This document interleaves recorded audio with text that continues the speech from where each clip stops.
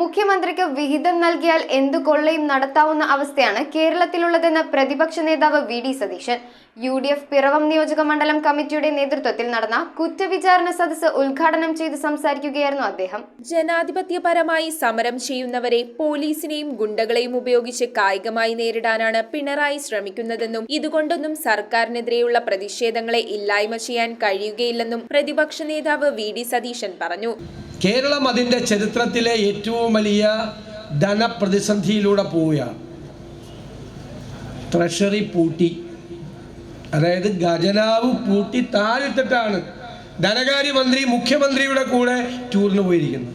സമരങ്ങൾക്ക് നേരെ ആക്രമണം തുടർന്നാൽ ശക്തമായ പ്രതിഷേധങ്ങൾക്ക് നേതൃത്വം നൽകുമെന്നും അദ്ദേഹം മുന്നറിയിപ്പ് നൽകി. പിണറായിക്ക് ജനങ്ങളെ ഭയമാണെന്നും വാഹനങ്ങളുടെയും പരിവാരങ്ങളുടെയും അകമ്പടിയോടെ നടക്കുന്ന പിണറായി വിജയൻ കേരളീയ പൊതുസമൂഹത്തിന് മുന്നിൽ കോമാളിയായി മാറിയെന്നും പ്രതിപക്ഷ നേതാവ് കൂട്ടിച്ചേർത്തു. യു.ഡി.എഫ് പിറവം നിയോജക മണ്ഡലം കമ്മിറ്റിയുടെ നേതൃത്വത്തിൽ നടന്ന കുറ്റവിചാരണ സദസ്സ് ഉദ്ഘാടനം ചെയ്ത് സംസാരിക്കുകയായിരുന്നു അദ്ദേഹം. യു.ഡി.എഫ് നിയോജക മണ്ഡലം ചെയർമാൻ കെ.ആർ. ജയകുമാർ അധ്യക്ഷത വഹിച്ചു. എം.എൽ.എ. അനൂപ് ജേക്കബ് യോഗത്തിൽ പ്രഭാഷണം നടത്തി. സർക്കാരിന്റെ അഴിമതിയും സർക്കാരിന്റെ ധൂർത്തും ഇതെല്ലാം മറച്ചുവെക്കുവാൻ, സർക്കാരിന്റെ ഭരണപരാജയങ്ങൾ മറച്ചുവെക്കുവാൻ വേണ്ടി ഒരു മറയായി ഇന്ന് നവകേരള സദസ്സുമായി ഈ ഗവൺമെന്റ് മുഖ്യമന്ത്രിയും മന്ത്രിമാരും ഇന്ന് ഊരുചുറ്റുകയാണ്. എന്ത് പ്രയോജനം ഈ നവകേരള സദസ്സുകൊണ്ട് കേരളത്തിന്റെ പൊതുസമൂഹത്തിനുണ്ടാവുന്നു എന്നുള്ളതാണ് ഇന്ന് നമ്മൾ ചോദിക്കുന്ന ലളിതമായ ചോദ്യം. DCC president Muhammad Shiyas, Francis George, VJ Paulose, Dominic Presentation, Jaison Joseph, IK Raju, Raju Panalickal, KR Pradeep Kumar, Sunil Mathai, Wilson K John, Rees Puthenveedan, CA Shaji, PC Jose, R Hari, Johny Areekattil, MM Basheer, MP Joseph, Thomas Mallippuram, Arun Kallarakkal, Domi Chirappuram, Shaju Elanjimattam, Saiba Thajudeen, Jaya Soman തുടങ്ങിയവർ സംസാരിച്ചു.